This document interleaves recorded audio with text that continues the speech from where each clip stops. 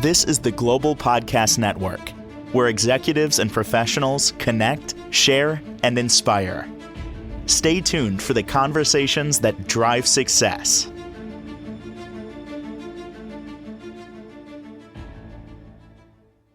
And welcome back, everybody. It is a type of massage that is, in my opinion, so needed, but we don't realize that because it addresses a system of our bodies that is really, we don't even talk about it. The lymphatic system.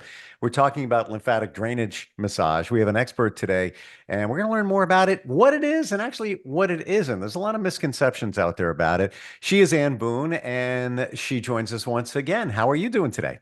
I'm doing great, Steve. It's great to be back here with you. And I think we're both snowed in, so to speak. It's kind of warm and cozy now, isn't it? Yeah, it is. It is. It is nice. I do miss my clients, however, but yes, getting a lot done here. Yeah, I guess that's a challenge for what you do. You have to reschedule then, right? Yes. Yeah. I haven't figured out how to remotely. There are some forms of therapy like Reiki and things like that you can kind of do remotely, but mine is not one of those. This is hands-on and for a reason, because the lymphatic system, and maybe we should reset from last time we got together, exactly what it is, why it's so important, and then take it from there. That sounds good. I wanted to make a correction. Last time I had mentioned that the veins would leak out fluid into the lymphatic system, and the arteries are the ones that have pressure. They leak out, push out plasma, salts, proteins, vitamins, minerals, hormones, all that good stuff into the interstitium, which is that space between the skin and the muscle.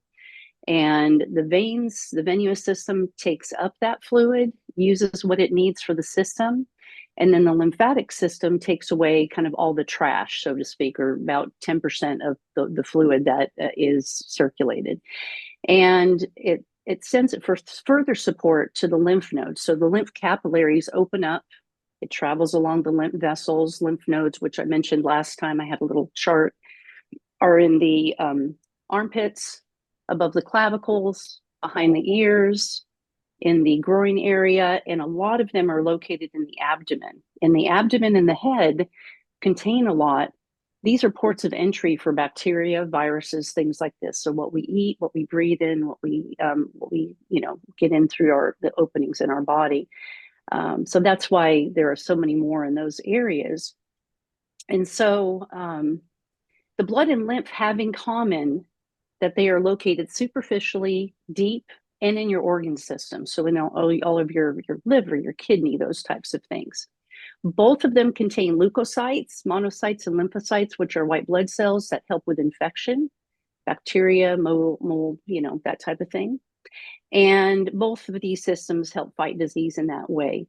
Both have serum proteins. Blood has more than lymph does. And they both have common pathways to the heart.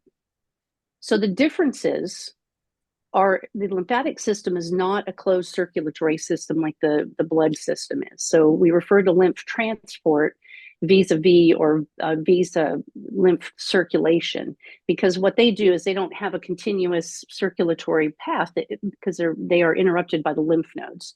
And so the lymph nodes kind of do their thing and then they continue on. There's no central pump like the heart. We talked about last time how the venous system and the lymphatic system don't have any muscles of their own as well. And what is contained in the lymphatic fluid is what we call the lymphatic load. And these are proteins, water, cellular components, particles from sloughing off of cells, and fats. But when these proteins build up beyond the capacity of the lymphatic system, you get lymphedema. And we're going to talk about that in a later podcast. So about a quarter of all of the lymph returns to the heart via the right lymphatic duct, and that only drains the right upper half of your body. So half of your head down to your belly button, across to your back, the right arm, and so on. 3/4 of the lymphatic load in your body is drained by the left, and this is called the right venous angle as well, the left venous angle, which is also known as the thoracic duct.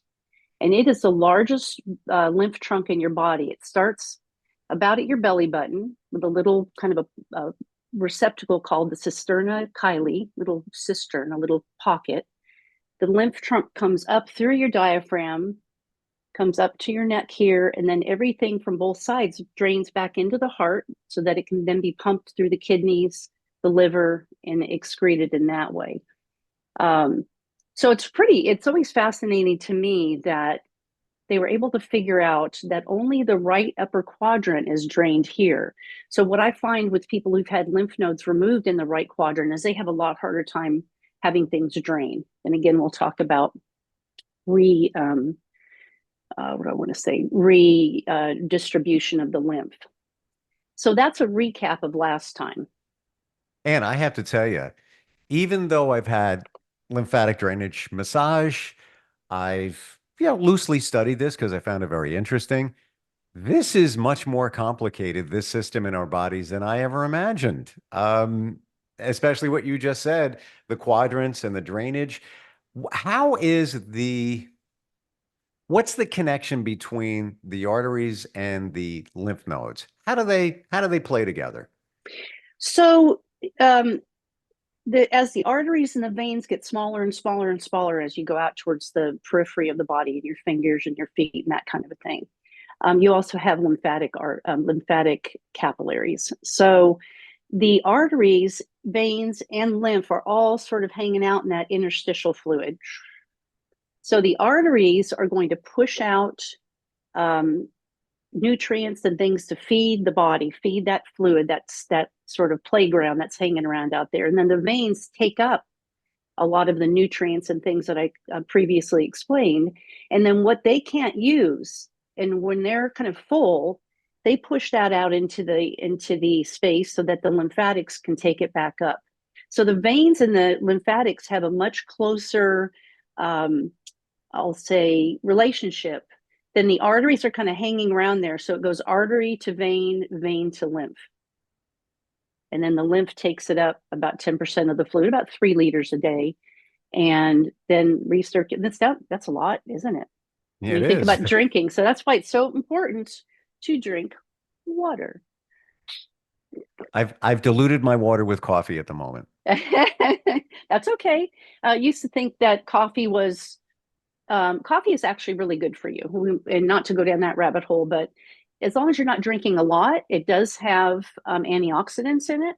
And it also helps like athletes release fat into their blood before they do marathons and things like that. So a lot of marathoners drink coffee before they run it. So you're just doing a radio marathon here today. Is what you're doing.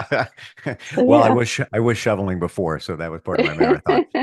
I want to look at, I know, not jumping down the rabbit hole, but I've heard that coffee won't hydrate you same as water. True or false? It used to be, this is kind of thing, we talked about toxins last time and the myths around that. So it used to be, from what I know right now, is I tell my students 30% of what I'm teaching you is wrong. I just don't know which 30%. So what I know right now is that obviously if you get past a certain amount of anything that is a potential diuretic, which coffee is, then you're starting to drive more water out of your body.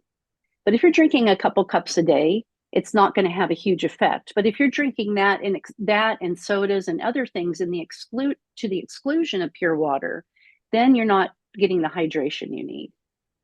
So, yeah. And while we're on that topic, talking about fluids, what's your recommendation for the amount that we should have daily? It seems like that's a moving target lately. It really is. And every year I do for our alumni, I teach at a massage school, as I mentioned last time. I do a ethics class, and one year I did it on myths and fallacies in massage therapy, and I studied where that water thing came from. And off the top of my head, I want to say it was from a 1945 study that, at the conclusion, that's where this 8-ounce glasses a day comes from. Now, of course, everybody has a different height, weight, water. As you're younger, as you get older, you need to drink more water because, I hate to put it this way, but we kind of become more like beef jerky and not a big fat steak, right? So our bodies need to be hydrated. We tend to not drink as much water.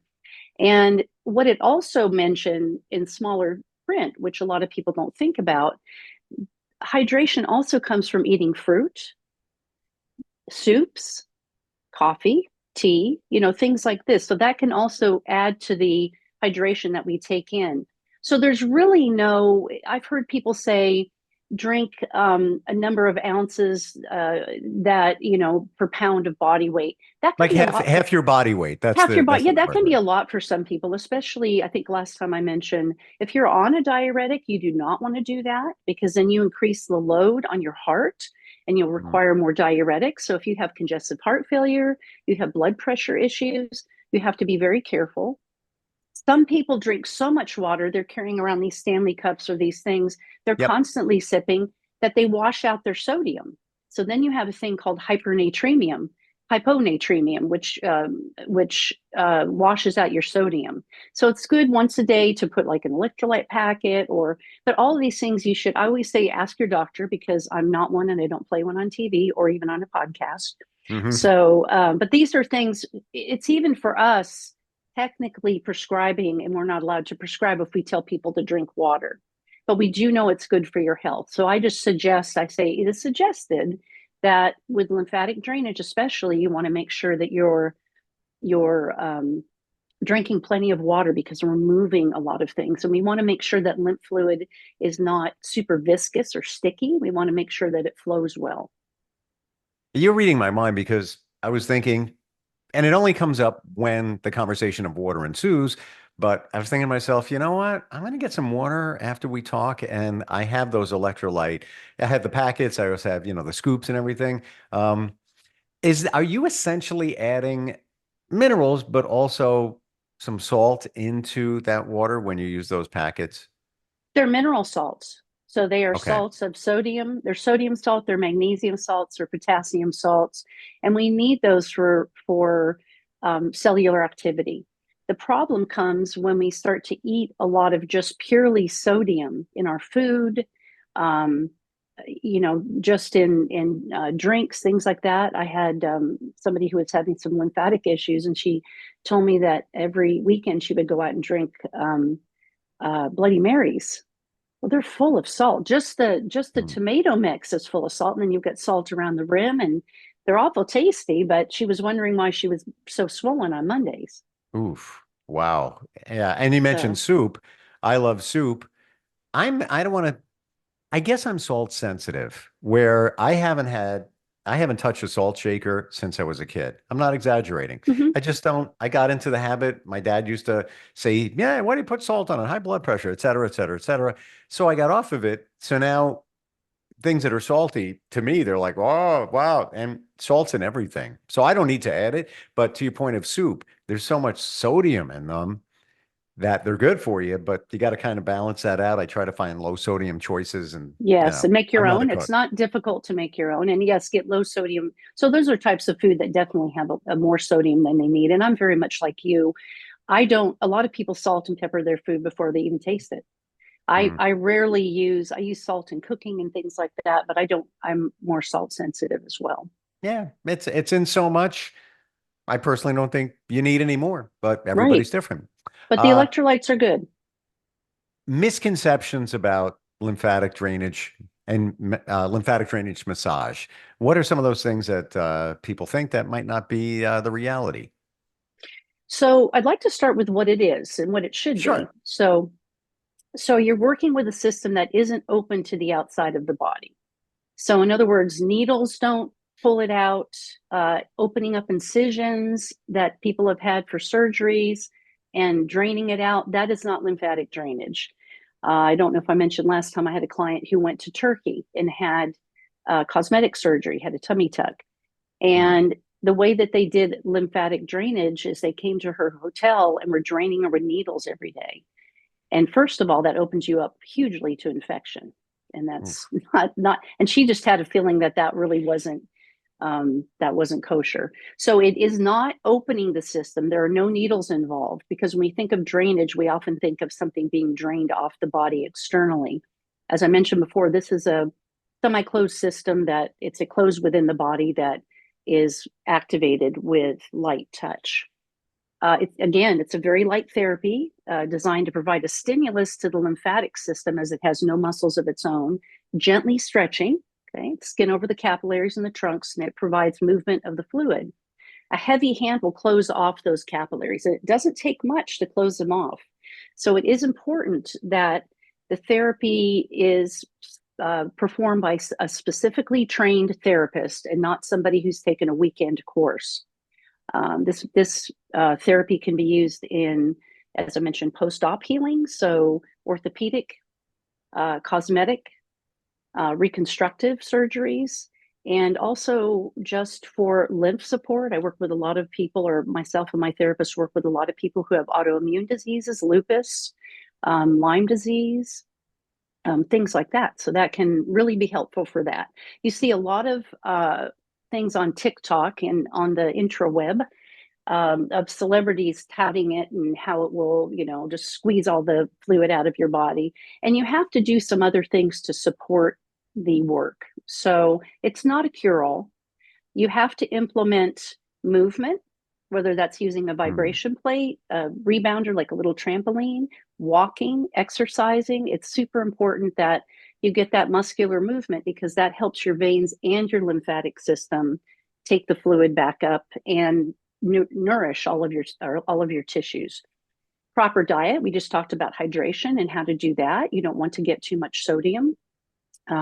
Also, proper supplementation. There are some supplements that are helpful with lymphatic drainage. And then some people need, and myself included, need some compression to help continue that lymphatic drainage. So for me, I had a horse at Belmont flip over on me and, rear up and then fall over me sideways. And the inside of my patella, my kneecap, was on the outside of my knee for 7 hours. Now, when that happens, they're concerned about the circulation going to my lower leg. And so you can get a thing called compartment syndrome, and that can cause some very serious issues with blood clots and that type of thing. So they had to put me under general anesthesia eventually, because they couldn't get it back in with Valium and all kinds of other things injected and all that. Got it back in, and then I had to stay in the hospital for 3 days, and they had to monitor me. So now there's a strip down my leg where I have what's called venous insufficiency. So it's a little area where the veins and the lymph stuff they don't communicate as well. So I wear compression stockings, and that really helps me because I'm on my feet many hours a day. Someone who's had, say, tummy tucks and things like that, they'll wear a compression garment called a faja. And it is like a complete girdle that has legs. It has hook and eye all the way up the front, and it's pretty compressive. And almost sounds like a corset. It's totally a corset, totally a Wow. corset. And as a trained MLD therapist, manual lymphatic drainage therapist, and 2 of us are trained in advanced post-op cosmetic surgery, we will instruct and educate our clients on proper compression. You don't want too much. I've had clients who've come in and they were compressing so much that they got pneumonia and had bowel obstructions. I mean, it's crazy. It's a crazy industry. It's exploded during the pandemic. So anyways, yeah, we're there to instruct people on the compressive type things. What it shouldn't be is deep, painful work. I have people who come from Miami, especially, and tell me that the therapist worked on them until they almost passed out. And they were just doing it so hard. And they said, oh, well, everybody does this. And they give them smelling salts. I said, no. So we have to re-educate them. And then, as I mentioned before, what it isn't is performed by somebody who is poorly trained. But if your only exposure is to somebody like that, you don't know the difference. So when they come to us, they almost think we're doing it the wrong way. And then they realize that the results they're getting. We are also having to educate the surgeons too, because a lot of surgeons don't refer people for this work. They're starting to in this area because they're seeing the results, and we're making their surgeries look better. If somebody most of us don't get lymphatic drainage massage, what's the repercussions of that? And how would you know? Fluid buildup, ankle swelling, things like that? Yeah, and we always want to look at pathology. So if somebody's having ankle swelling, I'd want them to go to a doctor and make sure they're not having some heart issues, there aren't kidney issues, those types of things. So we want to rule out any other pathologies. But the repercussions of not having it done, most people may never know. They may never have excess swelling, those types of things. But I incorporate it into a lot of my massage sessions just for immune support. It helps move your lymph fluid. Many people don't even ever notice any swelling or anything else. But even something as simple as waking up in the morning and having puffy eyes, sort of feeling congested through the face, it can be very helpful for that. Wow. Would you say if somebody does have high blood pressure, and I have a friend, um, he's active, he's an EMT, but he's had high blood pressure for a while. He's on meds, same thing with the ankles and all of that. With the doctor's approval, would you say those are the people go to the front of the line for lymphatic drainage massage? Yeah. It can be very helpful for people like that. And again, we always want to make sure that we know what the pathologies are. And the sad thing, Steve, is that a lot of doctors don't understand how the lymphatic system works. Sure, they learn it in medical school, but if that's not their specialty, they don't really think about it later on. Maybe a cardiothoracic surgeon or a cardiologist will have a little bit more knowledge just because of the interaction between the systems. But most of them, it's sort of a CYA thing with getting a clearance, but they really don't know. So it's on us. We ultimately have the responsibility. But yes, somebody with blood pressure issues, and also I do want to say one thing: lymphatic drainage can make it so that you absorb and metabolize medications more efficiently. So my son, who was when he was younger, was on methylphenidate, Ritalin. For 36 hours after I did lymphatic drainage on him, they couldn't tell at school that he was even on it because his body was absorbing it much more quickly. So we don't do it within 2 days of surgery because they're titrating a certain amount of anesthesia for that person, and it might require more, and they wouldn't have any idea about that. So it's a very efficient system. It's very subtle. Would you say, not just because this is what you do, that everybody should have it? The only people that I would say it can really hurt, so to speak, is somebody who has a lot of issues with swelling to the point that we would want to really titrate the treatment. So we'd want to do a little bit at a time, a little bit at a time. And as I mentioned, we'll speak about lymphedema in other podcasts, but those are the people that need bandaging like 24/7 or 23/7, special bandaging and skin care and these kinds of things. But I would say that 99% of the population benefits from lymphatic drainage treatments. I love the stories, especially with your son and medication. Any other stories of things that somebody noticed, benefits, changes, positive things that went on after having lymphatic drainage massage? Actually, yeah, I've had many clients say that they've had a reduction in headaches. They've had a reduction in sinus issues and allergy issues because their immune system is a little more supported with regular treatments. I've had also people just sort of blown away that it could, within one treatment, they could notice such a difference. And I'll have clients text me afterwards, and I lost 2 pounds because I peed all night. So, Yeah. I urinated all night because this will increase urination and that type of thing. So, yeah. So people do see real results, even though it's a very subtle therapy. It seems like it's so important in our bodies, and we don't even realize what's going. Yeah, we got a heart, we know it's beating, we can feel Right. that, but the rest of this, it's kind of off our radar. But when you think about all the toxins, the buildup, and just the movement of fluid, that even said movement. Do you think that you're halfway there in terms of keeping that fluid moving if you regularly exercise and even do, cardio on a regular basis? Motion is lotion. So, and remember, we talk about toxins as metabolic waste more than a toxin. So, motion is lotion. Whether you have lymphatic issues or not, we're designed to move. And if you don't move every day, it's like not changing your oil in your car. That's how I look at lymphatic drainage as well. It's like keeping the system from having stagnation in it. And movement is huge. Movement, Mm. hydration, and just having a clean diet. That's good for anybody, lymphatic issues or not. Yeah, great analogy. You think about if somebody has let's say a riding lawnmower. I used to Yeah. have one. It was kind of my therapy. I'd get on it and just zone out.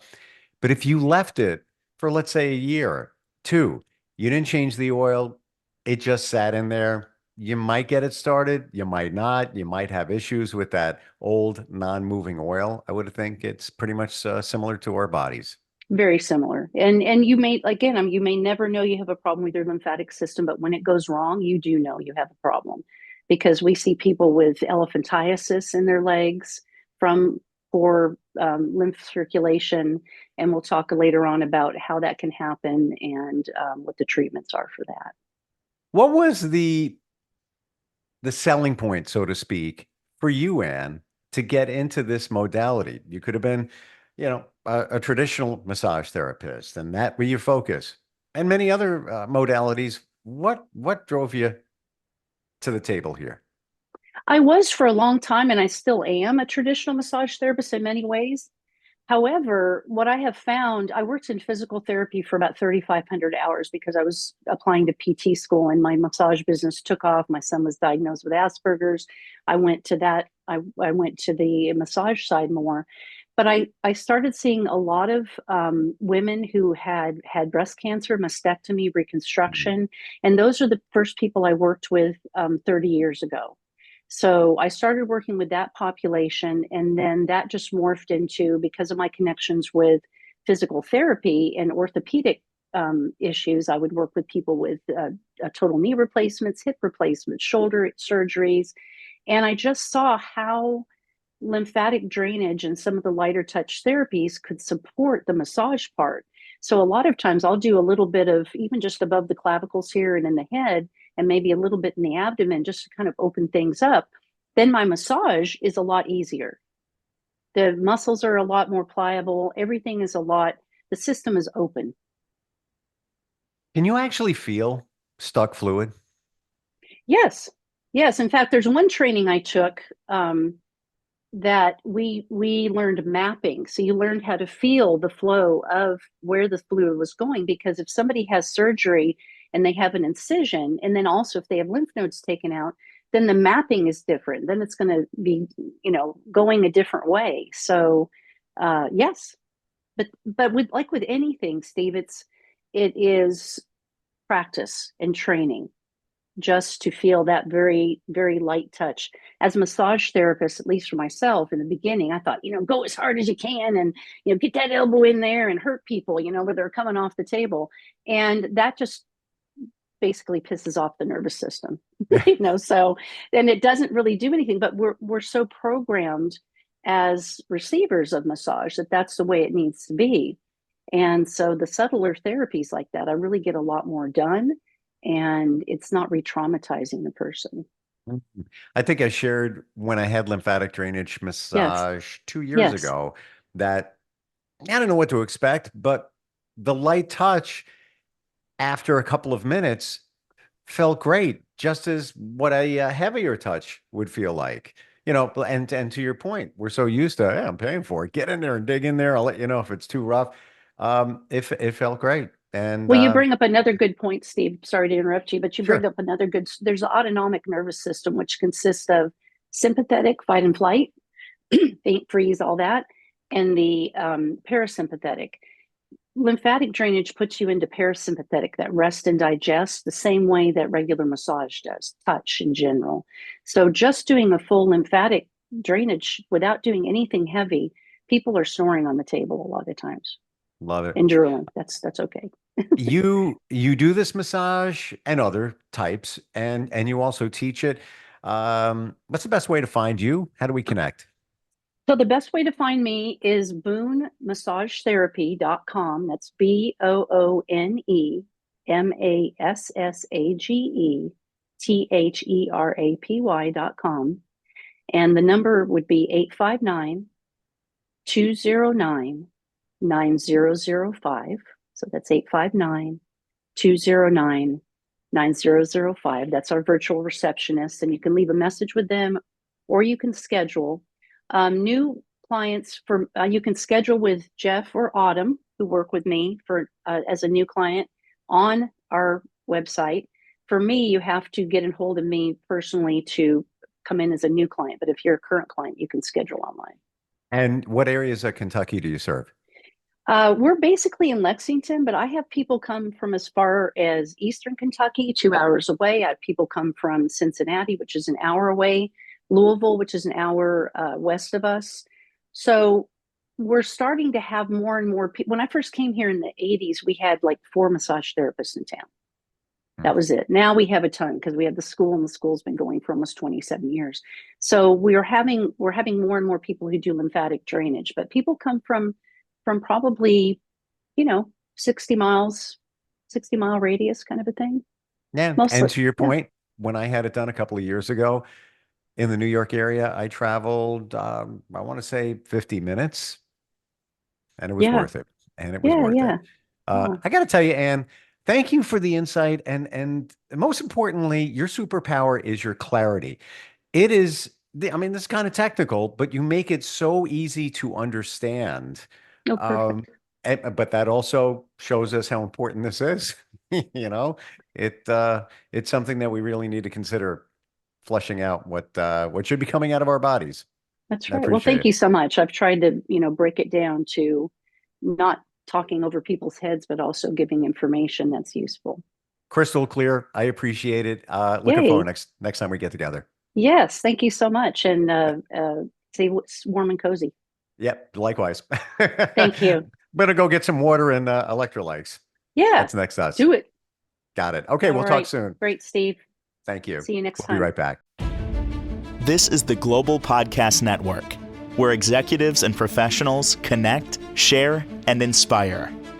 Stay tuned for the conversations that drive success.